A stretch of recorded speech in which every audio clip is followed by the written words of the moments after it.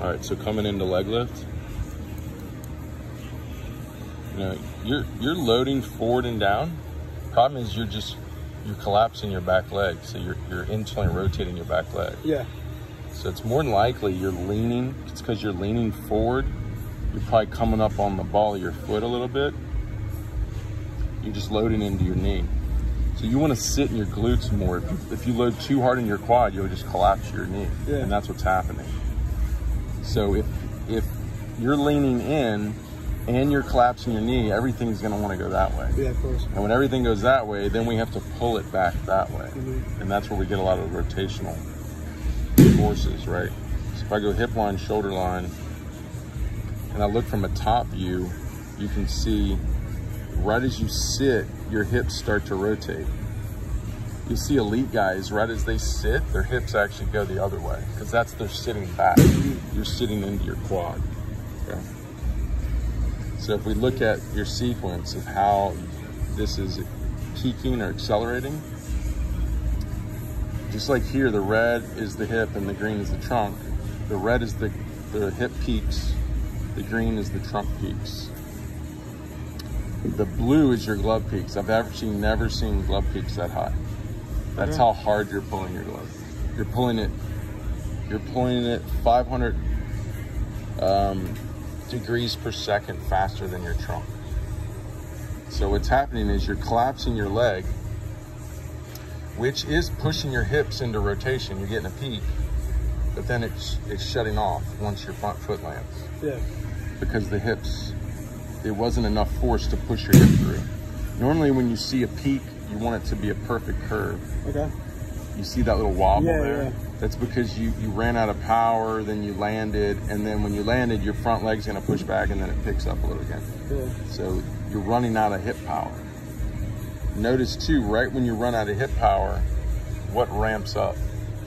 Your glove. Yeah, the glove. The glove. Oh yeah, that's right. So that typically happens right when you run out of hip power, your glove goes, well, I gotta do the work. And then your glove starts pulling across your body.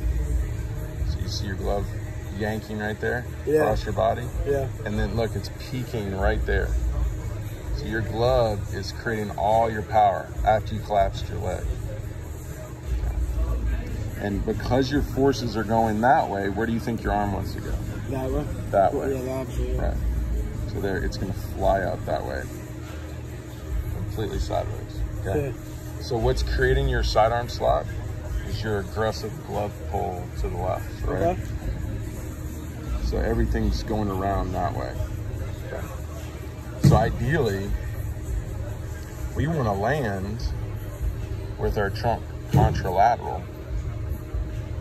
So if you look at your chest orientation, it's 13 degrees arm side. It should be 13 degrees glove side. And your trunk is 20, let's see, it pitch release about 30 forward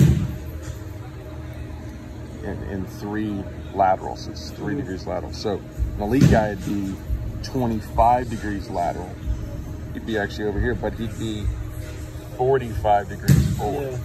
So when you're creating a lot of this spinning forces, I mean, you even still got some good forward movements out of it, but you typically get more lateral than forward. And more than likely because you were leaning so far in, that's why you didn't go so far glove side at front foot, because you were pulling from a really what's called ipsilateral position across your body. Okay. Yeah. So that what we want to do to clean this up, we don't want to lean into our quad. We want to sit back into our glute.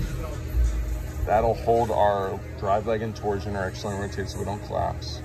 And then just before land, we will then internally rotate and push through. So when we hit front foot, our hip will be all the way around here. Yeah. It'll be open.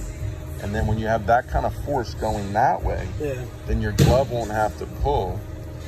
Then your trunk will delay even longer, which will allow your arm to not drag, because you got a little arm drag. When the elbow gets behind your back, it drags. Okay.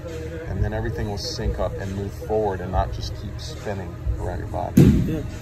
Okay, so, and that'll bring your slot up, because your slot's going that way because you're pulling in the opposite direction. When everything going forward, it'll be more on top. And if your trunk, and you're sitting in your glutes and your trunk's more back, and then everything's going forward. Now your slot's up here, Yeah.